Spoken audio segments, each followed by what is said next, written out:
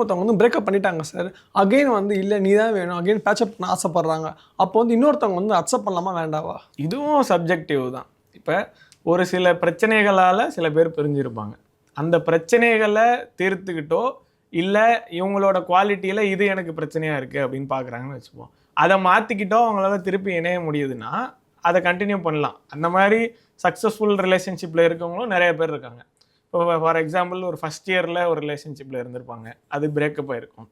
அதுக்கப்புறமா திருப்பி ஒரு ஃபைனல் இயர்லேயோ ஏதோ திருப்பி அவங்க ரிலேஷன்ஷிப்பில் இருப்பாங்க. இப்போ அவங்க கல்யாணம் பண்ணியிருக்காங்க, குழந்தை பெற்றிருக்காங்க, சக்ஸஸ்ஃபுல்லாக இருக்காங்க. ஸோ அப்படி இருந்தாலே பண்ணக்கூடாதுன்னுலாம் கிடையாது. பட் எங்கே பிரச்சனையாக வரும்னா சில டாக்ஸிக் ரிலேஷன்ஷிப்ஸ் இருக்கும். இந்த டாக்ஸிக் சைக்கிள்ஸ்ன்னு சொல்லுவாங்க. இப்போ நான் முன்ன சொன்னேன்ல இந்த பார்கெனிங் இதெல்லாம் பண்ணுவாங்கன்னு. ஸோ ஒரு சில பேர் என்ன பண்ணுவாங்கன்னா, ஒரு சில பேர் தன்னோட பார்ட்னரை ரெஸ்பெக்ட் பண்ண மாட்டாங்க, இல்லை அவங்கள மதிக்க மாட்டாங்க, அவங்கள போட்டு அடிப்பாங்க. கொஞ்ச நாள் கழிச்சு என்ன ஆகும்னா, இல்லை நான் இனிமேல் ஒன்று அடிக்கவே மாட்டேன், நான் இனிமேல் ஒன்று பத்திரமா பார்த்துப்பேன், நீ வா இனிமேல் நான் கரெக்டாக இருப்பேன் அப்படின்னு சொல்கிறாங்க. ஆனால் வந்ததுக்கப்புறம் திருப்பி அதே பண்ணுறாங்கன்னா அவ்வளோதான். ஒரு சான்ஸ் கொடுத்து பார்க்கலாம்.